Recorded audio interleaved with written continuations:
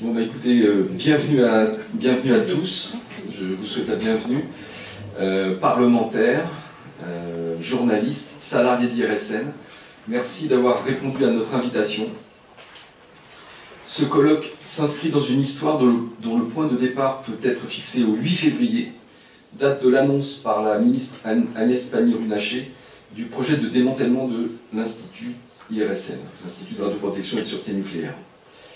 La mobilisation du personnel de l'IRSN, de l'intersyndicale, de nombreuses personnalités comme les anciens présidents de l'OPEX, Jean-Yves Le Déaut, Claude Birou et M.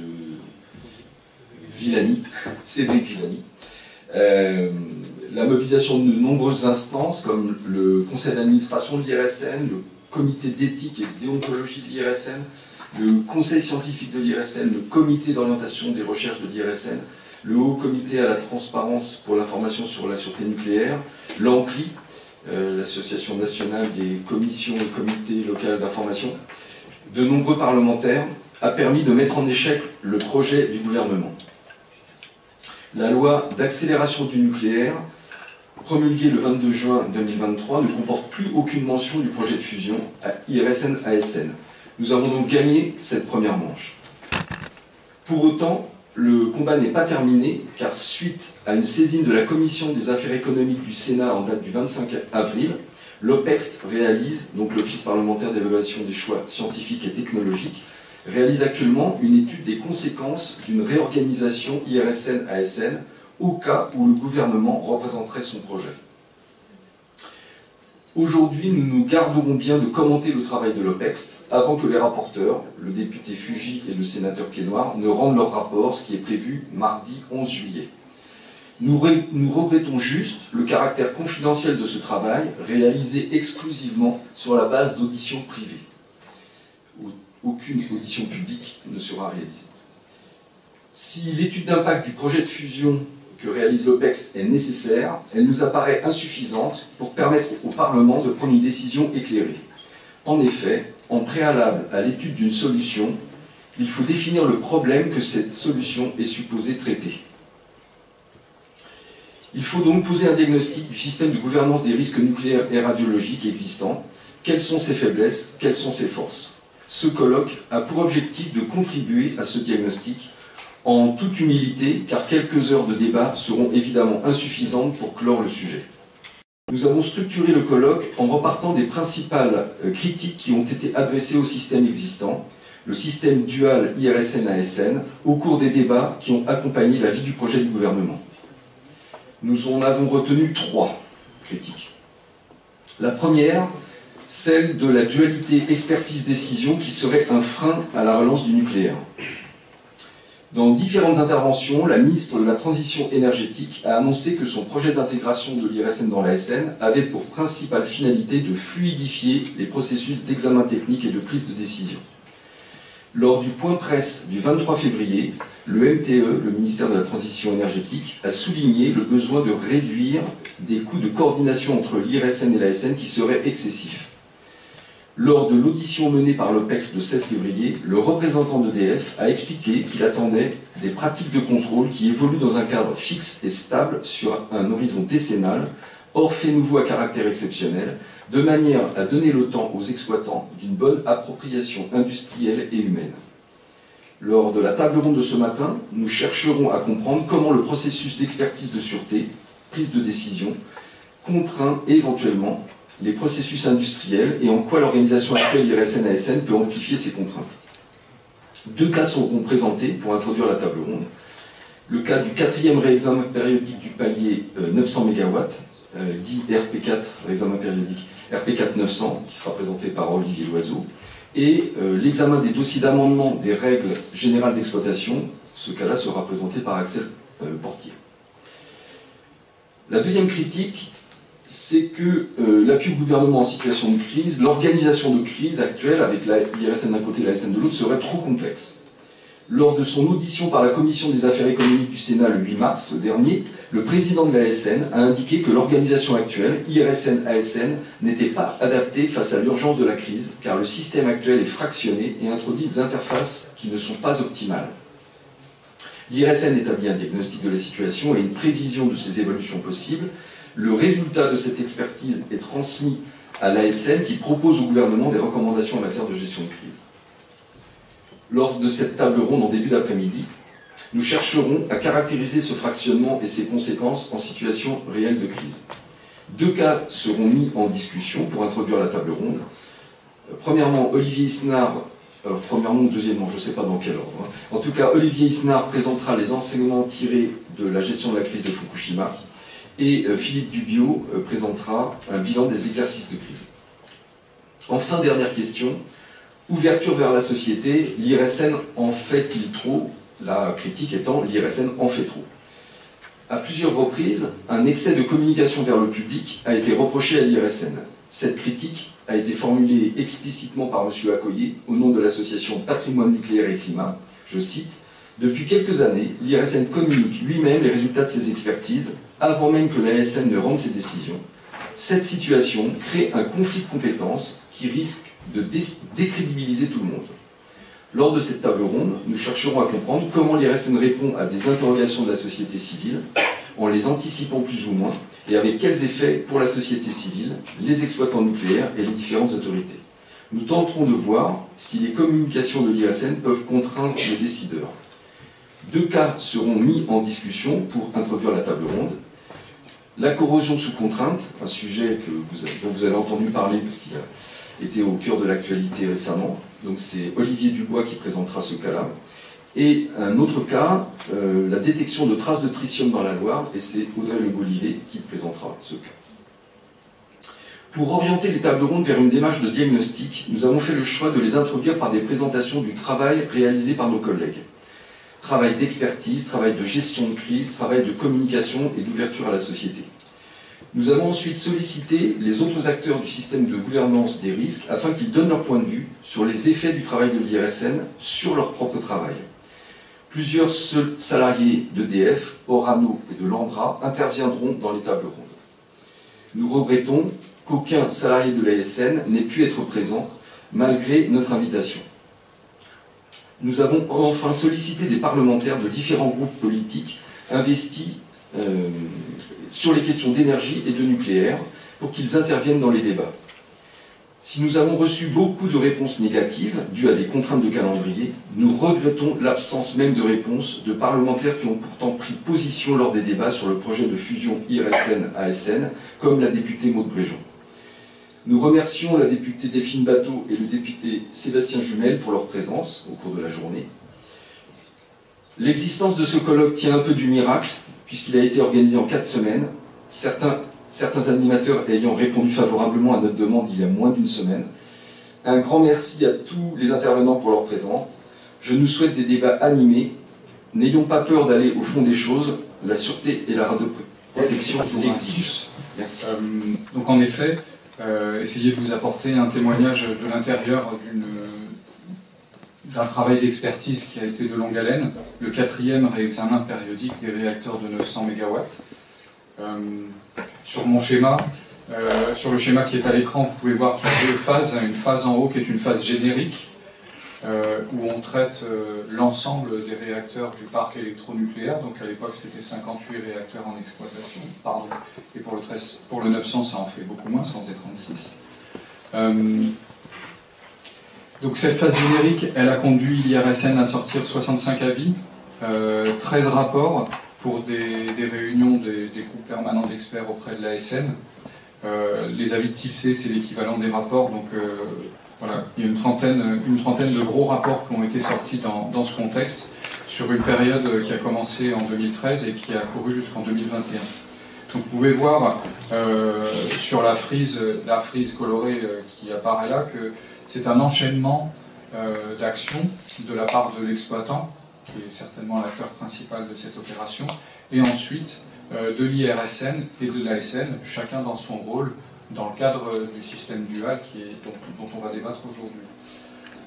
Donc tout commence par, sur la gauche en 2013 par EDF qui dépose un dossier d'orientation, dossier qui est discuté, instruit et expertisé par l'IRSN, et un avis est donné en 2015, et cet avis sert ensuite pour la décision de l'ASN qui est sortie en 2016, où l'ASN dit quels sont les grands objectifs du réexamen, quels sont les objectifs à atteindre,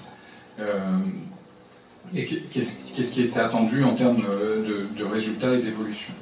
Voilà, ensuite, EDF a produit une série de dossiers qui ont eux aussi été expertisés par l'IRSN. Tout ça s'est passé de 2016 à 2019. En parallèle de ça, un travail de concertation avec le public a été organisé, donc sous la forme d'un dialogue technique d'une part, et d'autres formes comme une enquête publique de la part de l'ASN également. En 2020, pour le travail de l'IRSN s'est conclu par un avis de synthèse des positions acquises au cours de ce réexamen. Et enfin, la décision, l'avis de l'ASN à l'attention du ministère de l'écologie, plus un certain nombre de prescriptions techniques sont sorties en 2021. Donc ça, c'est l'ensemble de la phase générique, sachant que derrière, vous avez une phase d'évaluation réacteur par réacteur qui a lieu maintenant. Donc qui a commencé en 2019 avec la production du rapport de la part d'EDF, donc qui a été expertisé par l'IRSN en 2020 et 2021. Et voilà, maintenant les quatrièmes visites décennales s'enchaînent et les rapports nous parviennent, et il est temps de conclure avec ces rapports sur l'aptitude des réacteurs à poursuivre leur exploitation. Donc ce que je vous ai décrit là brièvement sur ce schéma, ça dure 8 ans. Ça peut paraître long et ça peut paraître court. Ça peut paraître long pour un réexamen qui doit avoir lieu tous les 10 ans. Simplement, il faut savoir que le quatrième réexamen des réacteurs de 900 a des particularités. D'une part, ce quatrième réexamen, c'était le réexamen qui permettait en tout cas à EDF, de poser l'hypothèse de faire fonctionner ces réacteurs au-delà de la durée pour laquelle ils ont été prévus. Il y avait une hypothèse de conception à l'origine qui était de 40 ans de fonctionnement. Là, il a fallu s'interroger sur est-ce qu'ils peuvent fonctionner au-delà de 40 ans et qu'est-ce qui était nécessaire, si jamais c'était envisageable, pour le permettre. Donc ça, c'est une première complexité, une première spécificité de ce réexamen qui a justifié, qui vient compliquer l'opération. Deuxièmement, avec cette volonté d'étendre la durée de fonctionnement des réacteurs, EDF a pris un engagement, c'est-à-dire d'essayer de faire tendre, de rapprocher le niveau de sûreté de ces réacteurs, qui sont quand même relativement anciens, du niveau de sûreté des réacteurs de troisième génération, donc l'EPR, dont on a un exemplaire en France. Ça aussi, c'est un niveau de complexité supplémentaire, une démarche d'ingénierie nouvelle et avec un certain enjeu que de rapprocher la sûreté de réacteurs relativement anciens, avec des principes anciens, d'un réacteur qui a été entièrement pensé,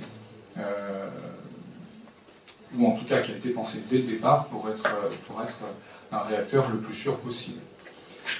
Le troisième point, qui est venu compliquer encore une fois ce réexamen et ajouter du travail, c'est le déploiement du noyau dur. Donc c'est le retour d'expérience de l'accident de Fukushima qui s'est produit en mars 2011. Donc il a fallu intégrer tous les éléments de retour d'expérience. Donc cet accident de Fukushima, il a conduit à dépasser... ce sont des agressions externes qui sont venues solliciter ces 6 réacteurs au Japon, qui ont dépassé tout ce qui avait été attendu et pensé au niveau de la conception. Donc en France, EDF a proposé une démarche qu'on résume aujourd'hui comme le noyau dur, c'est-à-dire de durcir une partie de l'installation, de durcir une partie des systèmes, mais ça va plus loin, ça va durcir aussi une partie de la conduite, pour rendre le réacteur plus résistant, et si possible résistant à des sollicitations extrêmes, des agressions extrêmes. Donc ça, c'est vraiment 3 spécificités, et tout ça est venu s'ajouter à ce qui est un réexamen habituellement, c'est-à-dire une vérification de la conformité des réacteurs et une réévaluation de la sûreté compte tenu de l'état de l'art. Donc nous, puisqu'aujourd'hui on parle du système dual et de l'IRSN en particulier, notre rôle dans ce type d'opération, où il y a quand même de l'innovation technique, il y a de l'innovation au niveau de l'ingénierie, notre rôle c'est de mener une expertise technique. À la différence de l'autorité, nous n'avons pas une réglementation dont il faut vérifier qu'on est conforme.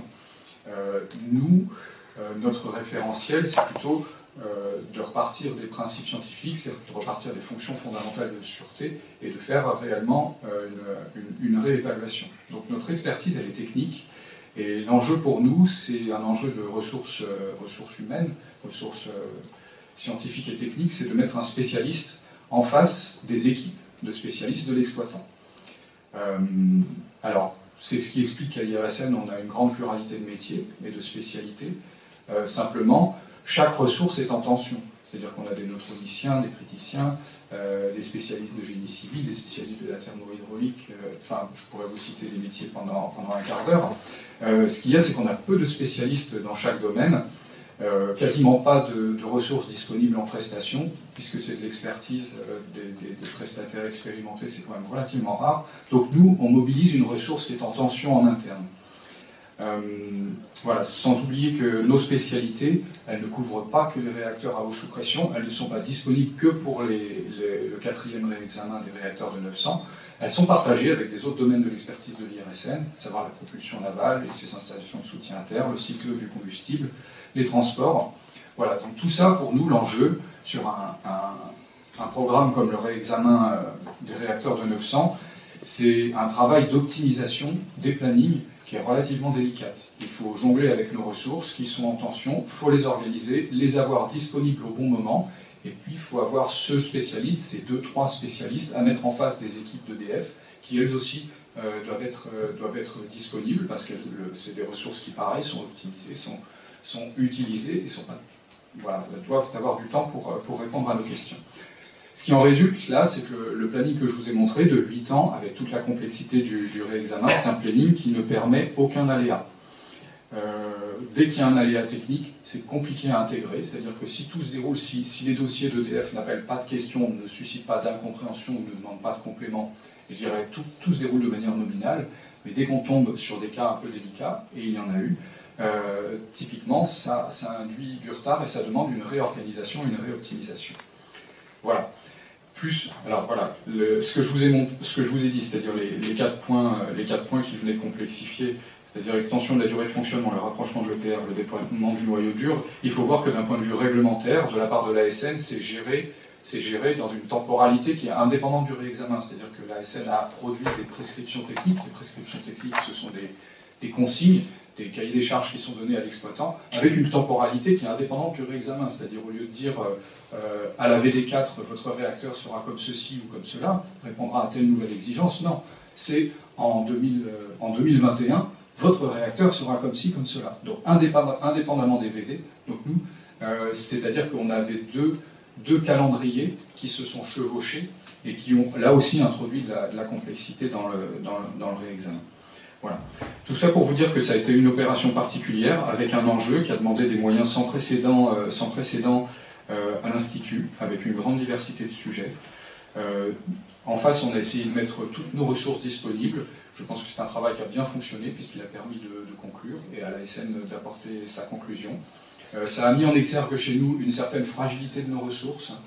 Nos spécialistes sont là, on s'organise pour les faire travailler sur ce réexamen, mais la masse de spécialistes que l'on a de disponibles est souvent inférieure à la masse critique. Des fois, on a un expert par sujet, et quand on le mobilise à temps plein sur des sujets comme ça, voilà, ça met nos ressources en tension. Je te passe la main, Axel, pour évoquer les dossiers d'amendement qui sont une spécificité justement du réseau. Portier de l'IRSN. Alors, je vais vous parler des dossiers d'amendement, c'est-à-dire des lots de modifications qu'on va appliquer à l'installation. J'ai besoin de vous parler un peu de réglementation, parce que tout est régi par ça. Alors, la réglementation, aujourd'hui, elle dit que les exploitants, donc dans le cas, c'est surtout EDF, pour modifier son installation, que ce soit de façon matérielle ou intellectuelle, c'est-à-dire changer les règles générales d'exploitation, il doit suivre la réglementation et pour ça, on doit détailler chaque modification. Est-ce qu'elle va être à l'autorisation de l'autorité de sûreté? Alors, pour ça, il y a une décision de l'autorité de sûreté qui a été mise en application au 1er juillet 2019, qui régit toutes ces modifications. Et quand l'exploitant fait son dossier, il va déterminer si cette modification, elle est non notable, c'est-à-dire qu'il la garde en interne, il fait un dossier en interne. Elle va être notable, soit à déclaration, c'est-à-dire l'ASN va être informée, mais ne donne pas son avis sur la modification, ou elle va être la modification à autorisation. Et c'est là que, côté IRSN, on va entrer dans le jeu. Donc, quand une modification, qu'elle soit matérielle ou intellectuelle, est à autorisation, elle est déposée, elle est soumise à l'autorité de sûreté qui saisit l'IRSN pour que l'IRSN produise un avis, une expertise sur cette modification. Cette saisine est discutée entre l'IRSN et l'ASN et tient bien sûr en compte quand l'exploitant compte mettre en place, intégrer cette modification sur ses sites. Alors, les dossiers d'amendement, ce sont des lots de modifications, donc un ensemble de modifications à la fois matérielles et intellectuelles qui vont être déployées dans le cadre d'un examen. Qu'est-ce que ça veut dire? Un examen, comme on l'a vu, fixe des objectifs de sûreté, de réévaluation, et pour atteindre ces objectifs, l'exploitant va devoir modifier son installation, que ce soit des matériels ou au niveau des règles générales d'exploitation, et l'ensemble de ces modifications pour atteindre les objectifs de sûreté d'un examen, ça s'appelle un dossier d'amendement. Un dossier d'amendement, ça peut être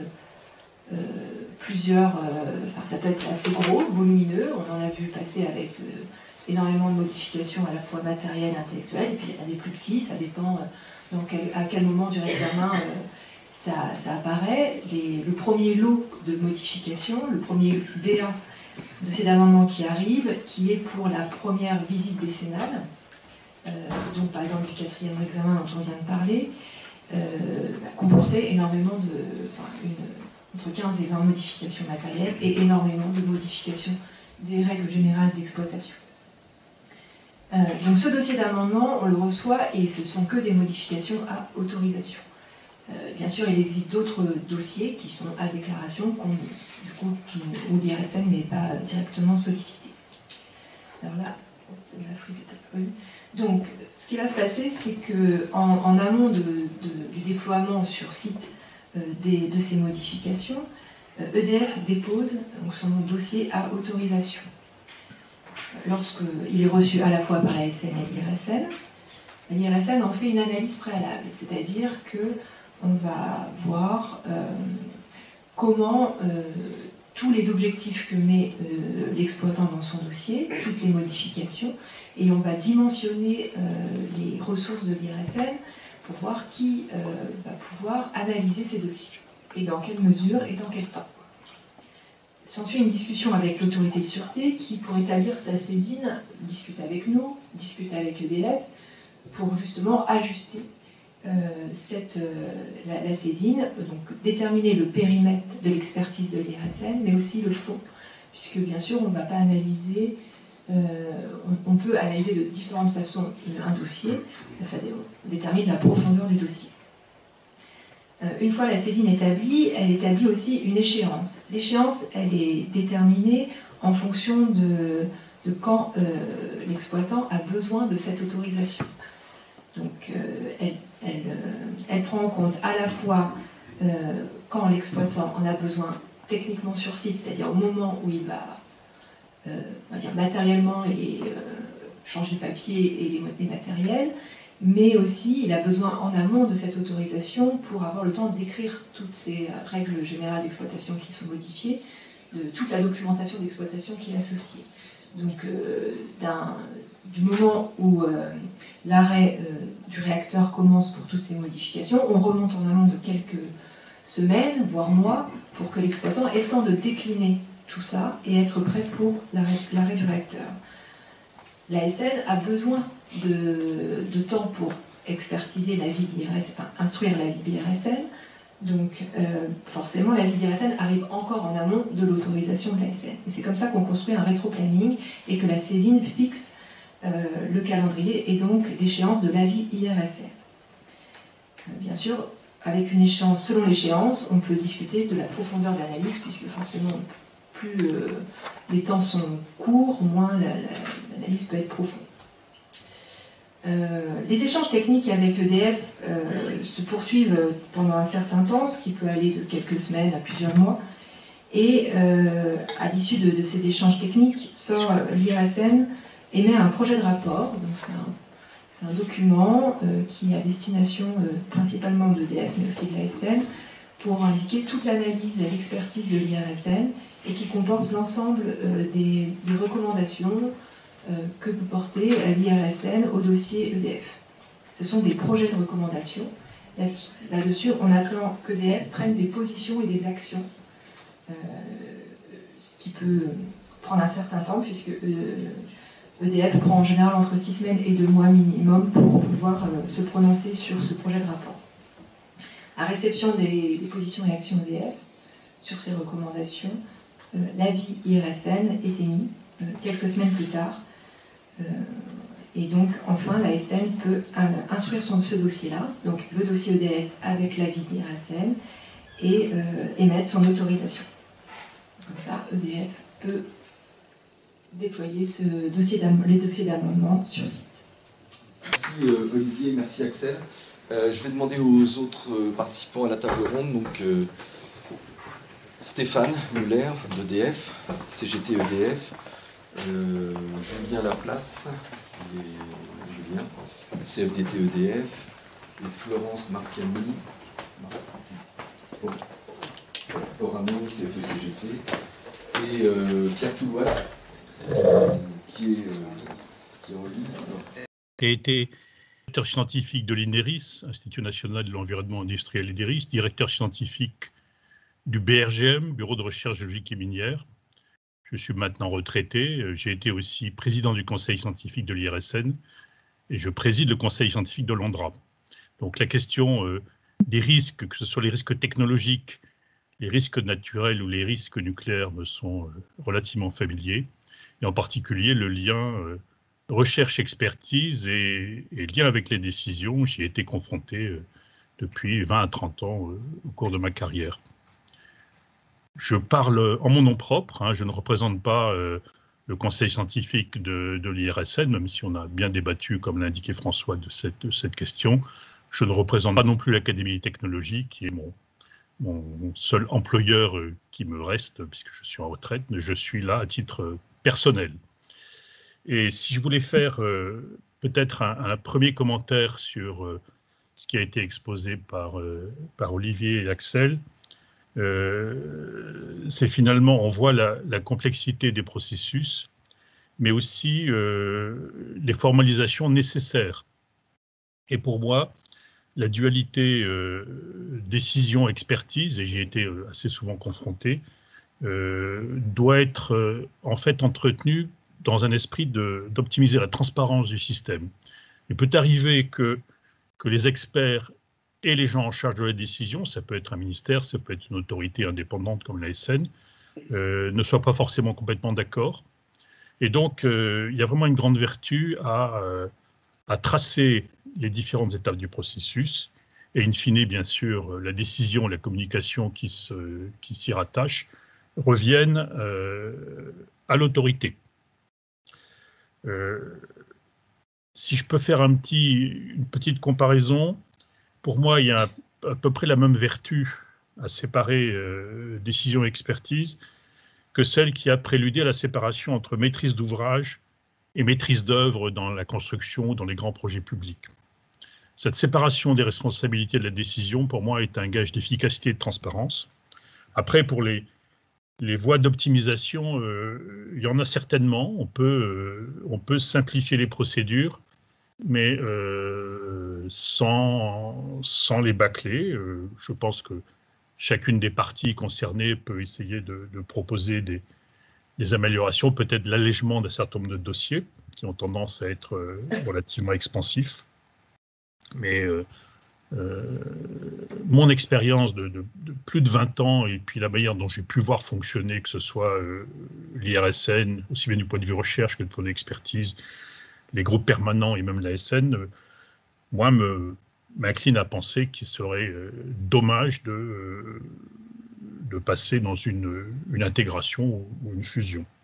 Avec, je vais en terminer, un risque, je dirais, d'optimisation des moyens, c'est-à-dire qu'on va demander à cette nouvelle entité de travailler à moyens constants avec une charge de travail qui va être extrêmement importante, comme on l'a vu, que ce soit les EPR qui vont se profiler, les réexamens sur les différents paliers, mais aussi la montée en puissance des SMR et également CIGEO, donc ça fait une surcharge de travail importante pour l'IRSN. Donc il y a un risque que le volet recherche, qui est un point extrêmement important pour assurer la cohérence et la compétence de l'expertise, soit raboté, soit diminué dans le processus. D'autant que, comme l'a évoqué Olivier, déjà pour mener les expertises, les moyens sont comptés et tout aléa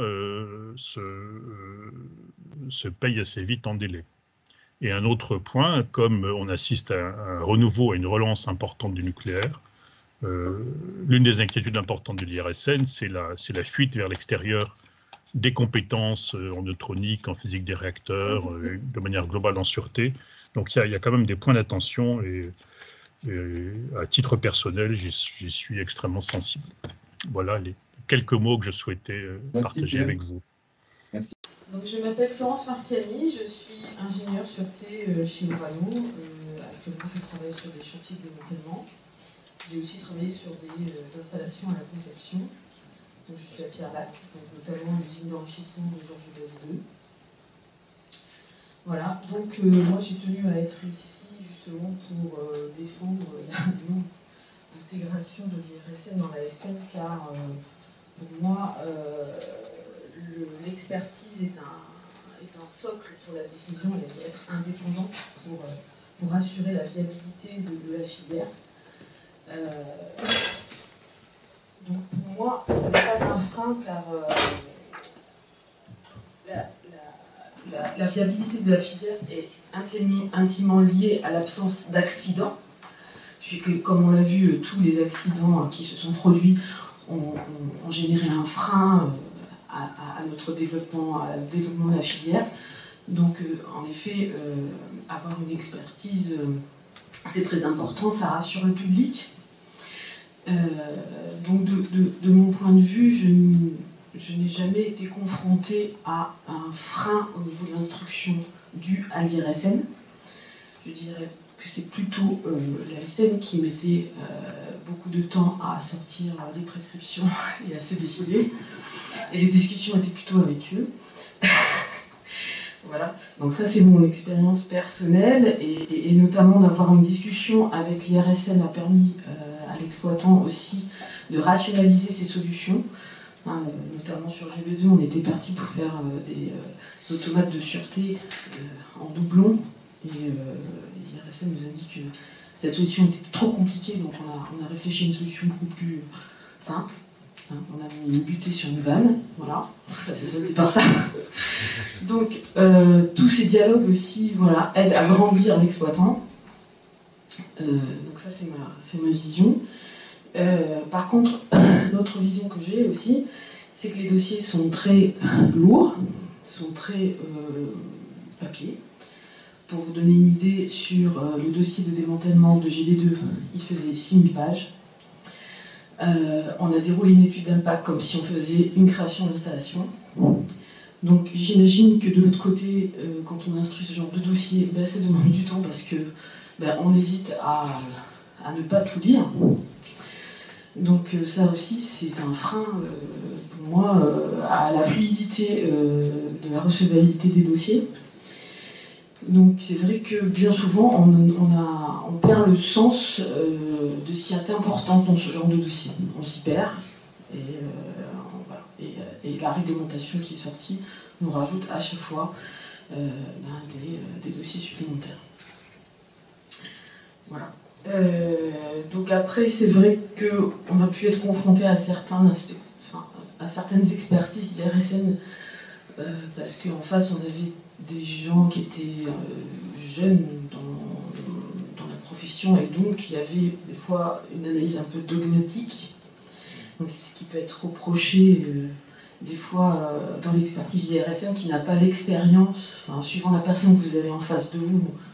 Je ne juge pas de votre expérience au niveau des réacteurs, mais nous on a été confrontés à ça, où les gens ne savent pas vraiment comment ça se passe, donc évidemment ils posent des règles qui sont inexploitables et qui des fois nous font prendre plus de risques par rapport à l'enjeu, quoi. Donc ça, c'est vrai que l'amélioration qu'il pourrait y avoir, c'est peut-être créer des vies ma vie au sein de l'IRSN. Je sais que chez nous, quand de nouveaux ingénieurs sont intégrés, de plus en plus on fait des sessions de formation, d'intégration. Parce qu'on se rend compte qu'en fait, le plus important, c'est quand même la réalité du terrain, et ça sert à rien de mettre des règles qui, des fois, mettent en danger plus. Quand elles ne sont pas adaptées, ça crée plus de risques. Voilà. Qu'est-ce que je voulais rajouter? Oui, donc en plus, donc cette expertise, vu l'inflation des nouveaux réacteurs qui est en train de se profiler avec les SMR, qui sortent avec des nouvelles technologies, sel fondu, plomb et je ne sais quoi d'autre, donc c'est très bien. Mais là, l'expertise a tout son sens. On ne peut pas passer à côté d'une expertise technique, et c'est pour justement s'assurer que ces solutions sont sûres. Et je pense que la France est quand même bien située au niveau de la fiabilité de son industrie, parce qu'on n'a pas eu d'accident grave sur notre territoire, du niveau de Tchernobyl ou Fukushima. Donc c'est important d'avoir ce REC, c'est peut-être que, voilà, ce REC, je pense qu'il est lié aussi à toute l'organisation qui a été mise en place, justement, d'expertise, de décision indépendante. Voilà. Donc je vais solder par cette position. Voilà. Pour moi, en tant qu'ingénieur sûreté, il est clair que pour moi, c'est un vrai danger pour la filière de rentrer l'IRSN dans les SMR. Bonjour à tous, Stéphane Hubert, donc je suis agent EDF, syndicat CGT. J'ai un parcours croisé ingénierie, exploitation, donc ça fait plus de 20 ans. Donc j'ai été en responsabilité sur plusieurs domaines. Les premiers postes de responsabilité, ça a été côté Saint-Alban en tant que chef d'équipe commune, où je m'occupais de tout ce qui était travaux neufs, la VD2 1300, la deuxième visite décennale 1300 notamment, et puis la maintenance du génie civil. J'étais aussi en responsabilité côté d'IDE pour le front desk DPN d'IDE. Je suis ensuite parti à Paris sur le grand carénage, à la direction du grand carénage.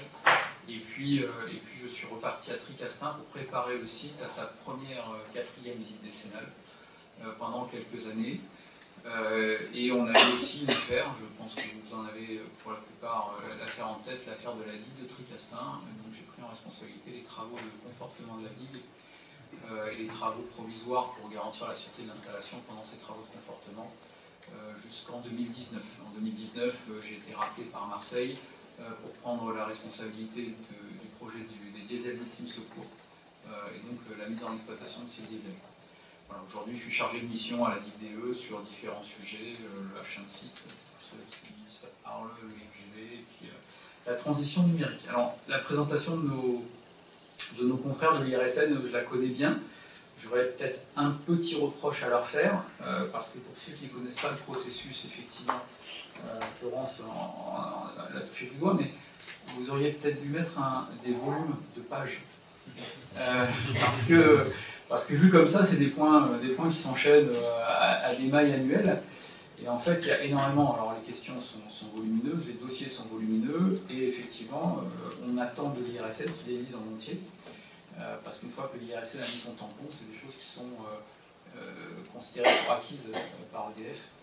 C'est très rassurant pour nous, puisqu'il y a une part de responsabilité qui a été transférée, même si le responsable premier de sûreté nucléaire, ça reste l'exploitant. La dualité expertise, alors j'enchaîne tout de suite ou je m'arrête là, Je crois qu'on va enchaîner en fait. On va enchaîner. Bon. J'ai pas Alors, ce la dualité expertise-décision, c'est quelque chose auquel je suis particulièrement attaché et que vous allez retrouver si l'objectif primaire c'est la sûreté nucléaire, et je pense que notre industrie n'est pas pardonnante, donc la sûreté doit être notre seule boussole, pour reprendre le mot de certains directeurs, et non pas la relance d'un programme industriel, qui est une chose importante pour le pays et pour l'Europe, bien entendu, mais Laurence l'a dit, si on a un accident, cette relance va s'arrêter instantanément et on n'aura rien gagné. Donc il y a d'abord la sûreté qui doit nous guider, et la sûreté, elle est posée, elle est construite sur le principe de dualité. C'est un principe qui a été mis en place suite à l'accident de Tchernobyl, sur les centrales nucléaires notamment, avec la création de la filière indépendante de sûreté. Tous les termes sont importants, hein. On parle bien de filière indépendante de sûreté, qui amène une expertise pour la prise de décision des directeurs des centrales, et qui permet d'avoir donc pour un directeur 2 avis, par 3, un premier avis qui est l'avis de l'exploitant. Donc on a un aléa, on demande à l'exploitant, aux équipes de conduite, de faire l'analyse de l'aléa, l'analyse d'impact sur leur processus, leur procédure, l'installation et le moyen qu'ils ont de revenir à un état, on va dire, normal, un état nominal. Ça, c'est le premier avis qu'ils ont. Ils ont un deuxième avis, souvent, qui est l'avis du métier. Donc, encore une fois, c'est de l'interne. Donc, si on est sur une problématique de pompe, on va lui demander un avis au spécialiste de la machine tournante, qui va émettre son avis, en le construisant de façon totalement indépendante de ce qu'a fait la conduite. Et puis, il y a un troisième avis, celui de l'avis de la filière indépendante de sûreté, et qui va s'exprimer avec une seule focale, celle de la sûreté. Est-ce que la sûreté est garantie? Si elle n'est pas, il faut mettre des moyens provisoires en place. Et si elle est garantie avec des moyens provisoires, comment on fait pour revenir à un état nominal? Et le décideur, alors on est en France, donc nos décideurs sont plutôt d'obéissance technique, le décideur, qui lui aussi est capable de faire cette analyse, s'interdit de la faire. Il doit éviter l'effet tunnel, il doit prendre les analyses des 3 parties prenantes, métier, conduite et filière dépendante de sûreté, et se positionner sur la décision finale qu'il doit prendre. Et cette indépendance d'analyse, donc le métier va lui se positionner vraiment sur une analyse technique métier sûreté, donc filière indépendante de sûreté va se positionner sur la sûreté, et l'exploitant va se positionner sur les problématiques d'exploitant.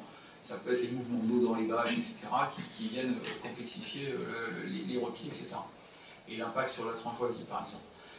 Et c'est ces 3 analyses-là qui vont permettre aux décideurs de prendre une décision éclairée, la meilleure possible, sachant qu'on est rarement sur des décisions simples sur nos installations qui sont par nature complexes.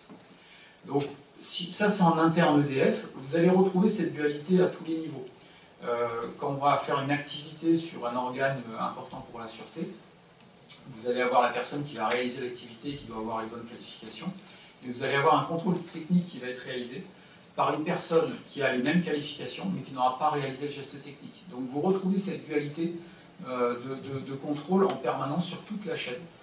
Et c'est cette dualité qui va garantir la sûreté. Et donc forcément, quand on sort d'EDF et qu'on arrive avec nos autorités de régulation, l'autorité de sûreté nucléaire et l'IRSN, on doit avoir aussi cette dualité avec une IRSN qui, indépendamment de toute considération, je veux dire politique ou économique, va étudier la situation et va rendre un avis purement technique avec une focale sûreté. Et ensuite un décideur qui est la SN, qui va, elle, prendre une décision totalement éclairée, en intégrant éventuellement des problématiques de sûreté réseau, des problématiques peut-être plus larges, mais avec cet avis technique pur, et qui est, je pense, fondamental pour la sûreté de nos installations à court terme, moyen terme et à long terme. Bonjour à toutes et tous, donc Julien Laplace, je suis salarié chez EDF, je suis représentant du personnel. Donc je suis basé à la division de l'ingénierie du parc en exploitation et de l'environnement à Marseille, qui s'occupe de toutes les modifications du grand carénage, donc tout ce qui a été expliqué par les collègues de l'IRSN. Je suis également élu en CSE centrale et je suis le représentant pour la CFDT au niveau de la direction du parc nucléaire et thermique, donc dirigé par Cédric Lewandowski. Voilà. Et donc je parle au nom des salariés d'EDF et absolument pas de la direction d'EDF. c'est important de le préciser. Et donc on a sollicité les collègues qui travaillent sur les dossiers RP4, RP4 900, les dossiers d'amendement aux règles générales d'exploitation. Et ce qu'il en ressort, le processus a été bien détaillé, c'est qu'en fait, il y a une phase qui peut être rajoutée en plus, c'est qu'en interne EDF, on a créé une filière indépendante de sûreté qui s'appelle la Design Authority, qui fait un contrôle interne avant que les dossiers soient transmis à l'IRSN et à l'ASN. Donc en fait, vu des personnes, des salariés de l'EDF qui rédigent ces modifications, qui travaillent sur ces modifications intellectuelles et matérielles, il y a 3 étapes dans l'instruction. Il y a une étape du contrôle interne, l'étape IRSN et l'étape ASN. Et ce qui ressort des discussions avec les salariés, c'est que globalement, tout le monde est dans son rôle, avec une tendance à aller un peu plus loin presque que son rôle, en recherche de l'excellence de la sûreté. Il y a une espèce d'effet de zèle à chaque étape. Et le fait que les 3 étapes soient en série alourdit le processus, et ils ont l'impression parfois de répondre aux mêmes questions, puisqu'en fait chaque phase de l'instruction ne s'appuie pas forcément sur la phase précédente. Voilà. J'aimerais poser la question de la dualité à Pierre Toulouat, si je suppose qu'il nous entend. Oui.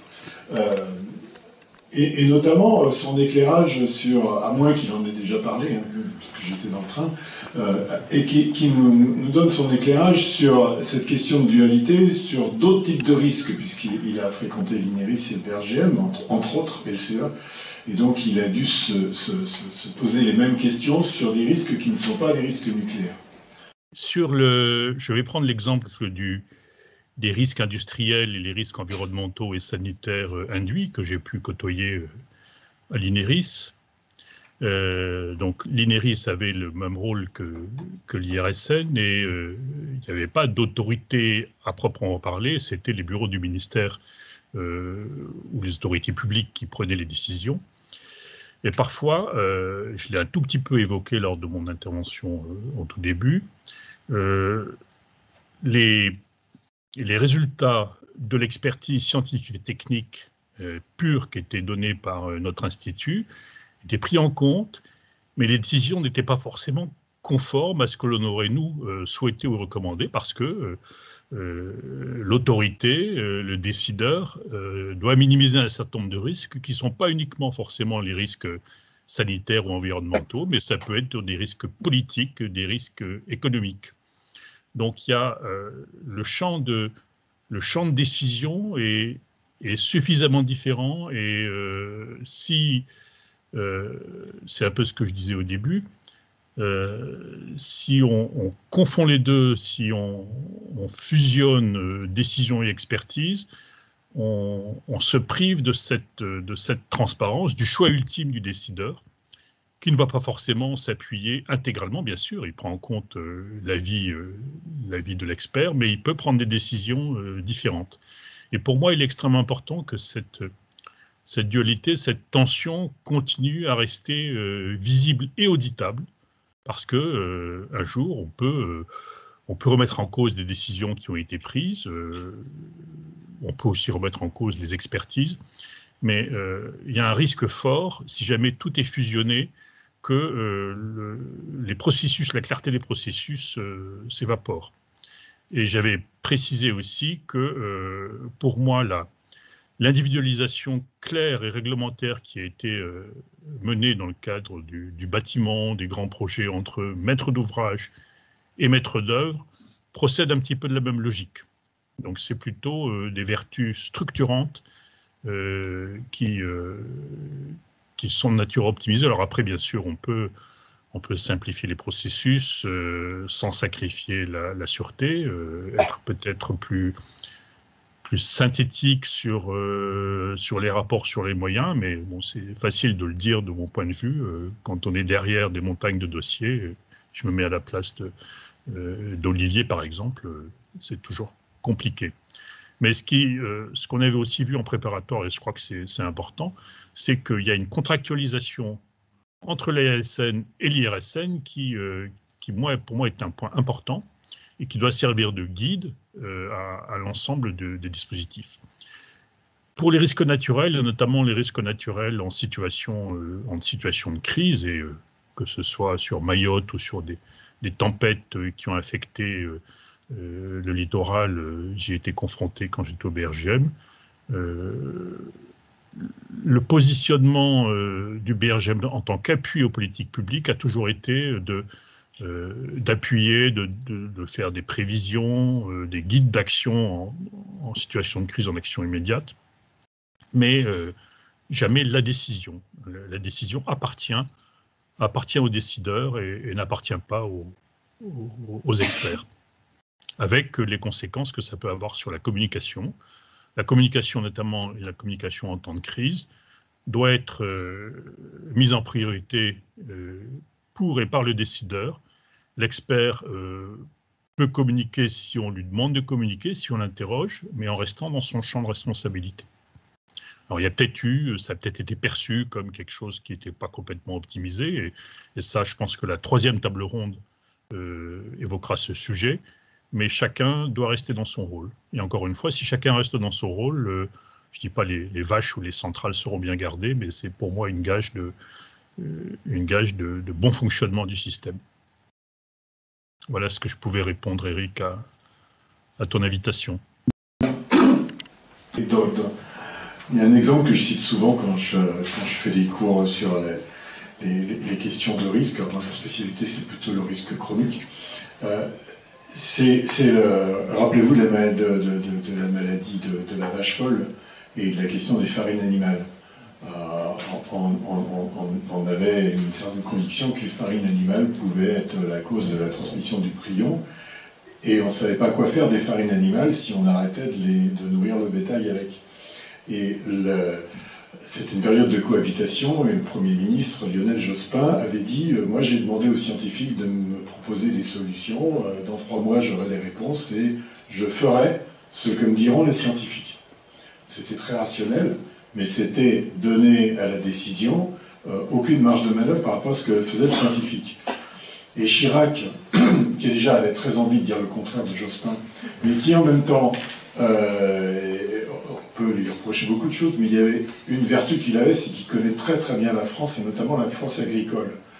Lui, sa priorité dans la décision, c'était pas de trouver une solution aux farines animales, il savait que ce serait compliqué, mais c'était de remettre la France à table, pour les Français et pour les éleveurs.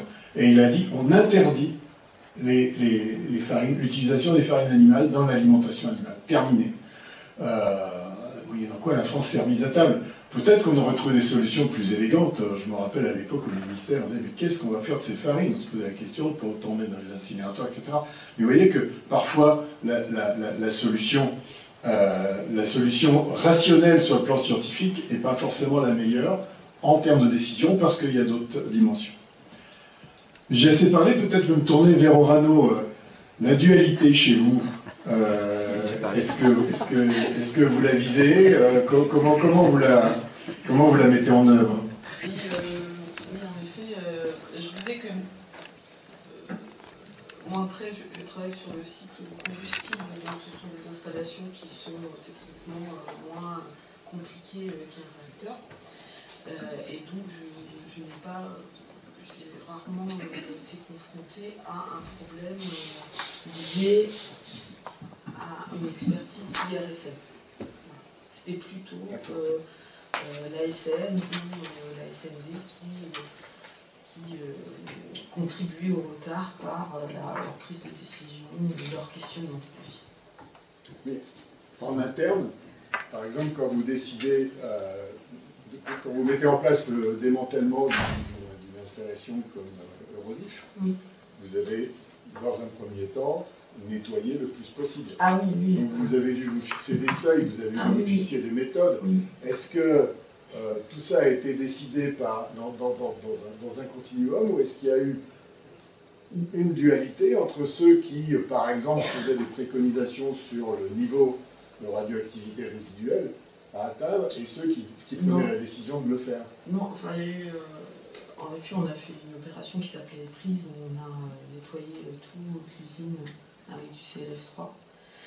Donc, en effet, l'usine est relativement, on va dire, propre. Enfin, là, quand on ouvre les circuits, on voit pas grand-chose. Donc, ça a très très bien fonctionné. Voilà.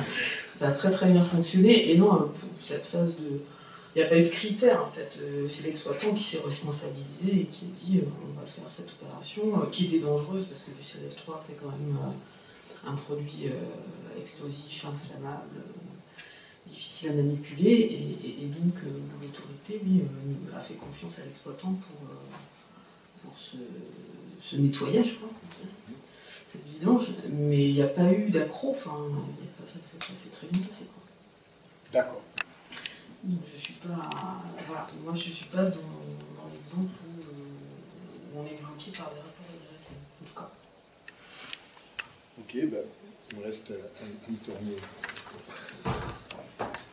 Hop, le micro se promène. Donc est-ce que chez EDF, vous voulez compléter? Oui, rapidement. Je partage complètement ce qu'a dit Pierre Toulouat. La clé, c'est que chacun reste dans son rôle. Et c'est peut-être là où aujourd'hui, c'est ce qui ressort des expressions des salariés EDF qui travaillent sur ces sujets, c'est qu'effectivement, je l'ai dit par rapport à une recherche d'excellence dans la sûreté, en interne EDF, sur le contrôle interne, où on est censé vérifier en 2 mois qu'il y a une non-régression avant de soumettre le dossier à autorisation. Les ingénieurs qui sont en charge de cette première phase d'instruction vont plus loin et creusent le dossier. Quelque part se substituent un petit peu déjà au travail de l'IRSN pour présenter le dossier le plus propre possible. Derrière les collègues de l'IRSN, ce qui ressort, c'est que vu les agents EDF, ils se positionnent tout à fait dans leur rôle. Ils ont quasiment tous dit l'IRSN est tout à fait dans son rôle quand ils instruisent les dossiers.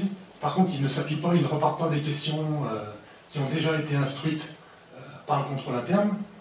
Et puis derrière, il y a l'ANSM qui arrive et qui est plutôt en rôle de décision, en rôle de juge, et qui a aussi tendance à aller plus loin que ce rôle-là et à refaire une expertise technique, à demander à se positionner en tant que prescripteur technique plutôt qu'en contrôle de la réglementation.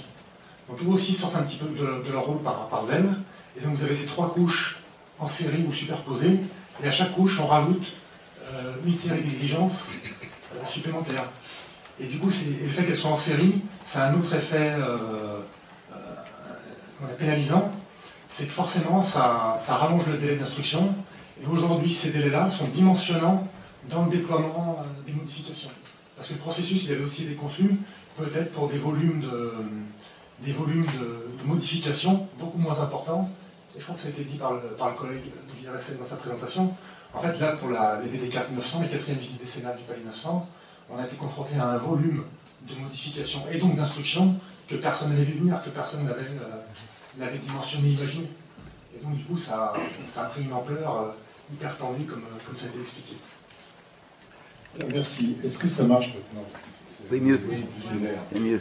Alors, moi, ce que je propose là, c'est qu'on puisse, vous puissiez échanger avec les membres de la plateforme, ou entre vous d'ailleurs.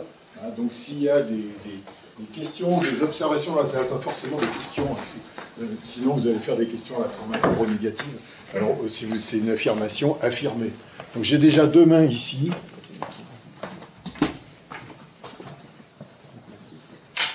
Merci beaucoup. Vraiment, Maxime Lenné, député LFI NUPES de Seine-et-Marne.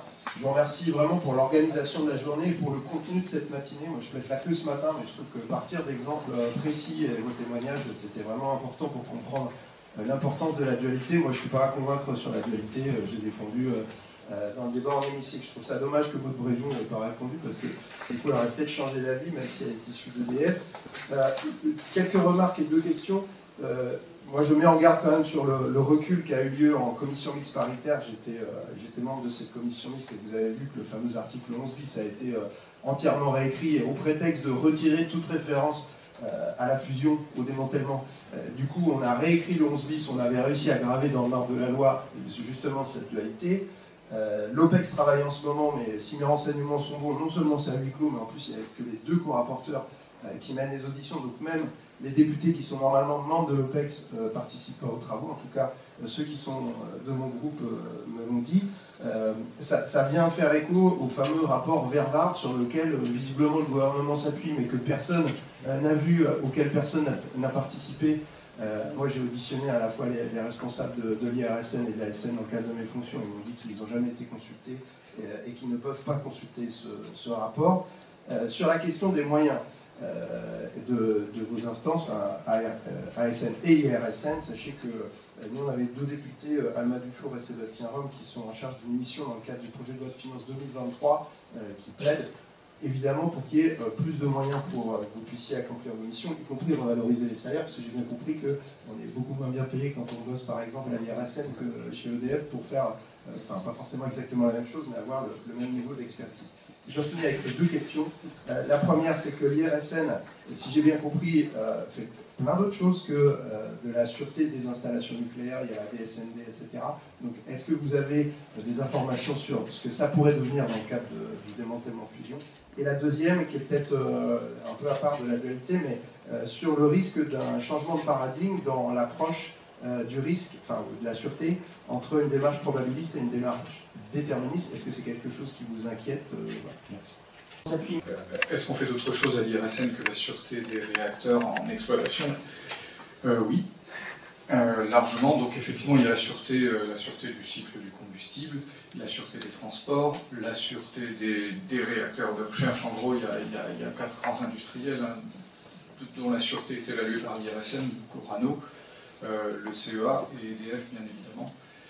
Il y a tous les aspects de conception, donc des interactions avec Framatome, effectivement, et il y a aussi un pôle santé-environnement qui s'occupe de la surveillance médicale, des risques liés à l'utilisation des rayonnements ionisants, de la surveillance de l'environnement. Donc il y a vraiment, enfin, ce dont on a parlé ce matin, c'est une partie de notre activité significative qui demande des ressources et des ressources en tension.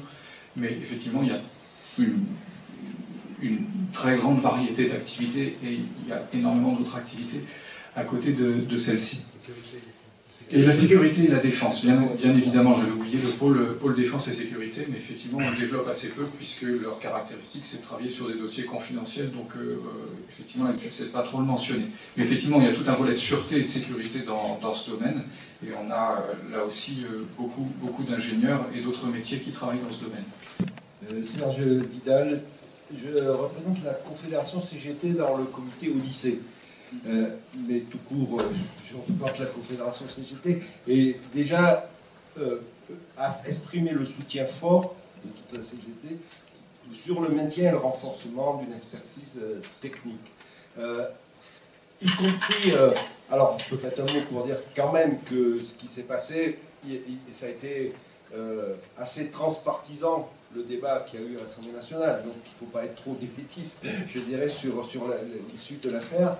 Et puis, pour le resituer un peu mieux, je pense que la relance du nucléaire qui est annoncée, elle nécessite un effort considérable dans tous les domaines, c'est-à-dire industriel, ingénierie, contrôle, analyse, expertise. Et on ne peut pas la faire avec des raccourcis dans aucun des domaines. Et je ressens la volonté de fusion comme un raccourci. Je dirais un mot de ce que j'ai vécu par le passé.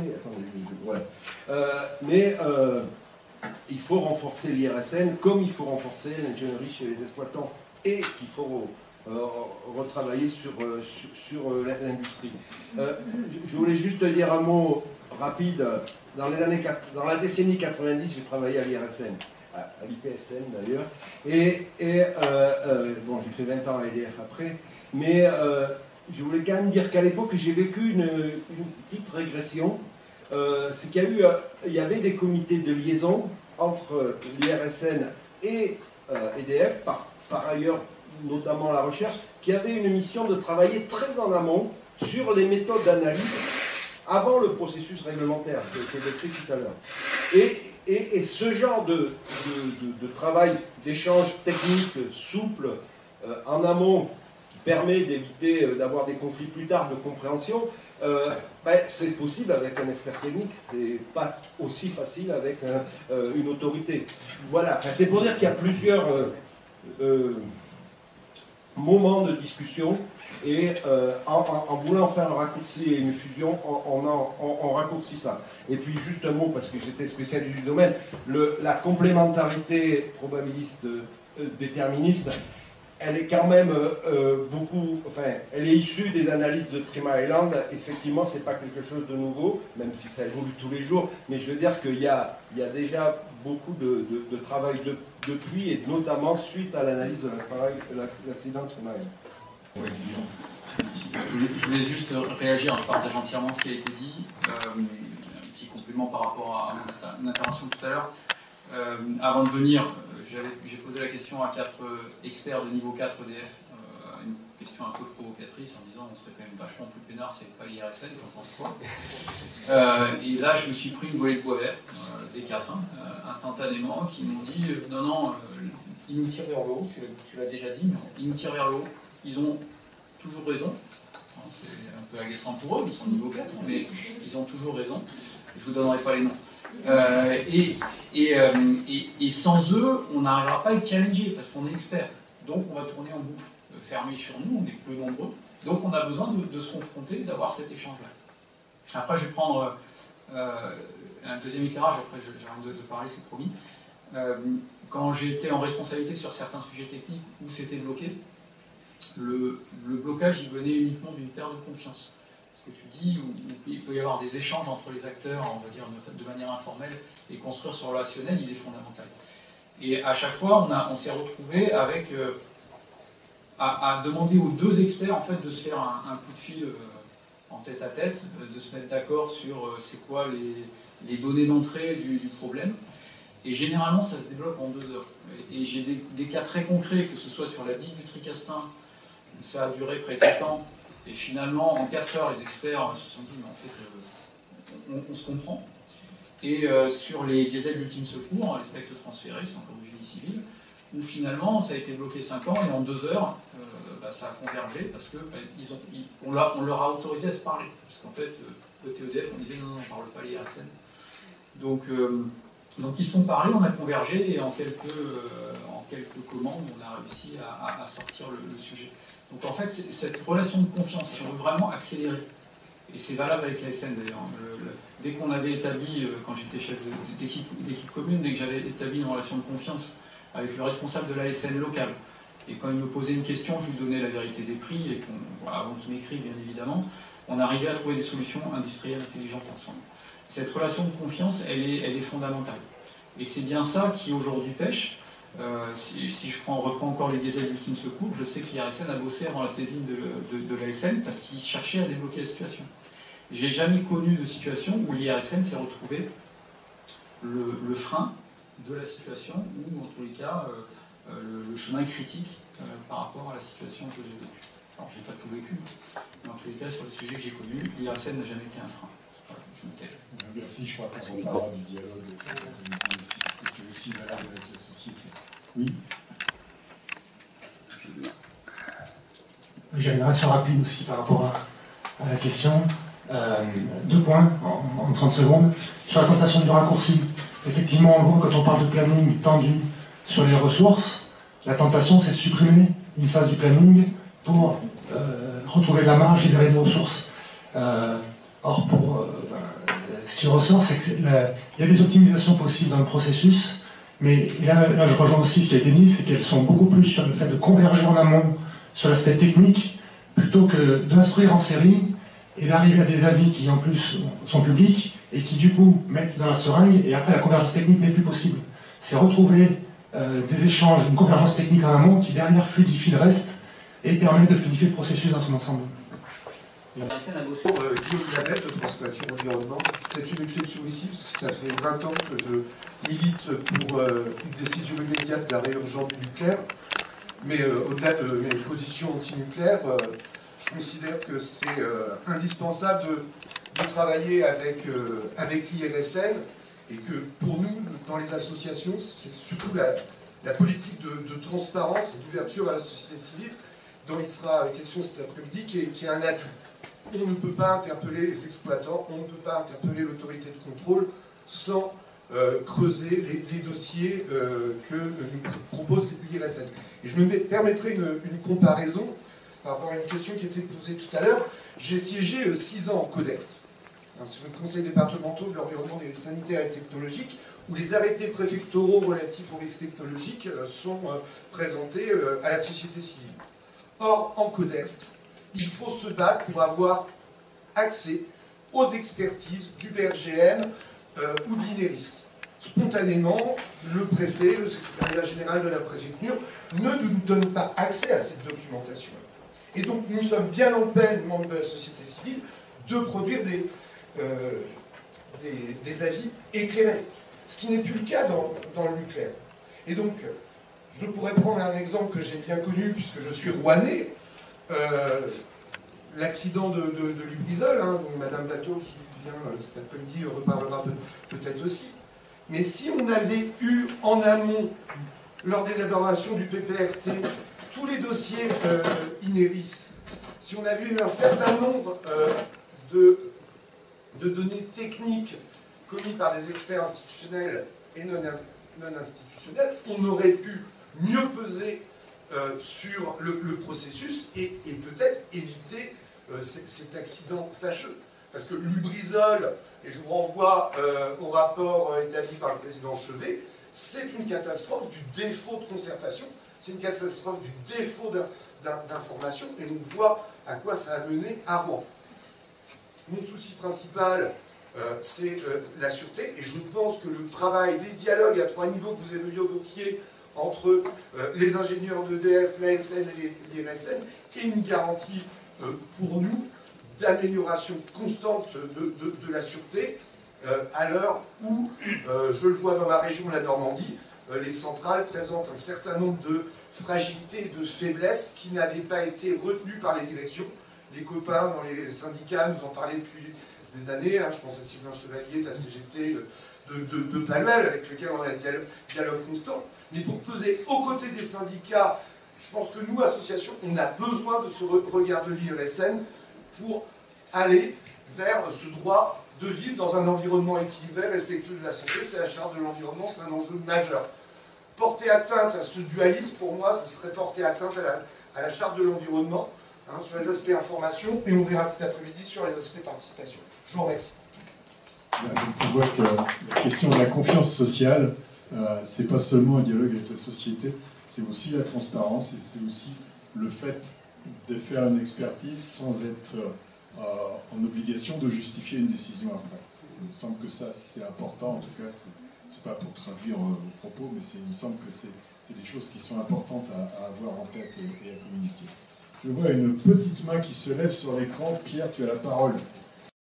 Oui, en fait, je voulais formuler 2 réactions. Donc, par rapport à la première intervention de monsieur le député, je crois qu'il ne faut pas oublier d'autres activités de l'IRSN qui sont les activités de recherche, dans le cas de programmes internes, de programmes cofinancés par l'Europe ou par l'Agence nationale de la recherche. L'IRSN fait aussi des prestations, notamment de formation à l'étranger. Et puis, il arrive, même si ce n'est pas extrêmement fréquent, que l'IRSN fasse des prestations techniques ou scientifiques pour des partenaires économiques, voire même pour des industriels, puisque l'IRSN dispose de certaines installations expérimentales uniques, par exemple sur tout ce qui est aérocontamination ou bien certaines plateformes qui valorisent. Donc, l'ensemble des palettes des activités de l'IRSN est tout à fait large et ne se réduit pas, bien sûr, à l'expertise et au lien ASN-IRSN. Et je pense que c'est un tout cohérent. Les différents volants d'activité de l'IRSN se nourrissent les uns des autres. Je voulais quand même réagir un petit peu sur la dernière intervention, ayant œuvré aussi bien à l'INERIS qu'au BRGM et ayant été impliqué dans un certain nombre de situations complexes sur des accidents ou autres. Je rappelle que tous les rapports INERIS et BRGM financés sur fonds publics, et c'est la très grande majorité, et notamment ceux qui sont relatifs à la politique publique, sont publics et accessibles. Donc, et c'est un devoir, c'est une obligation réglementaire à laquelle on ne peut pas échapper. Il suffit juste d'aller sur les sites, que ce soit celui du BRGM ou de l'INERIS, et aussi bien le BRGM que l'INERIS sont extrêmement soucieux également, et comme l'IRSN, de l'ouverture à la société civile. Il y a un certain nombre d'instances, à l'INERIS, j'ai contribué à la création de certaines de ces instances. Il y a une corps CORE qui a été créée à peu près en même temps que le corps de l'IRSN. Et au BRGM, il y a toujours des structures régionales d'interface avec les ONG, associations et porteurs d'enjeux. Donc les approches de ces organismes sont assez semblables, et je vous rappelle qu'ils ont tous signé une charte d'ouverture à la société civile qui a même été re-signée encore récemment. Moi je vais rebondir, donc Clarisse Delalande, je suis du syndicat de la CGT de la recherche d'EDF. Et donc je vais rebondir évidemment dans tout ce qui a été dit, d'abord pour dire qu'on a soutenu et on soutient toujours l'initiative de l'IRSN et l'action intersyndicale. Je pense que c'est important. Moi je suis membre aussi de la Fédération nationale des mines et d'énergie CGT, qui a également soutenu par la participation effectivement aux différents rassemblements. Et donc moi je suis chercheur, pas forcément une grande spécialiste du nucléaire, mais j'ai travaillé dans le domaine de la mécanique des fluides. Donc beaucoup de mes collègues ont travaillé, je le dis, avec les collègues de l'IRSN. Et je pense que cet aspect de dualité, alors en fait ce mot, moi je l'ai découvert en m'intéressant effectivement aux problèmes qui étaient confrontés. Nous, on avait tendance à poser, et en fait, je pense que je peux citer mon camarade Serge Vidal, qui était ancien secrétaire de la recherche d'EDF à CGT. On mettait en avant le terme de foisonnement scientifique et technique nécessaire, particulièrement dans le domaine du nucléaire. C'est-à-dire qu'on puisse garder à EDF, donc qui est plutôt la recherche de l'exploitant, que le CEA, que Orano, Areva, que l'IRSN garde et développe toutes ses compétences dans certains domaines.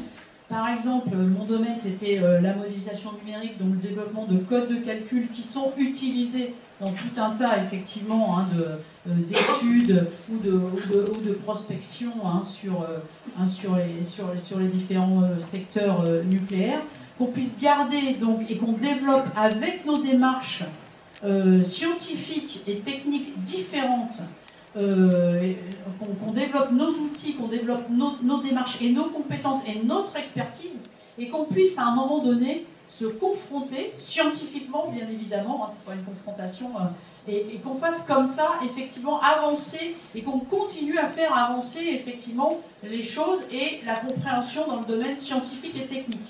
Des choses, pourquoi j'insiste là-dessus, parce que effectivement les moyens en interne d'EDF, mais sans doute aussi à l'IRSN, parce que j'avais entendu Philippe Bourrachaud expliquer la baisse des effectifs aussi, ça a une conséquence très importante, puisque on nous demande de mutualiser des fois nos travaux.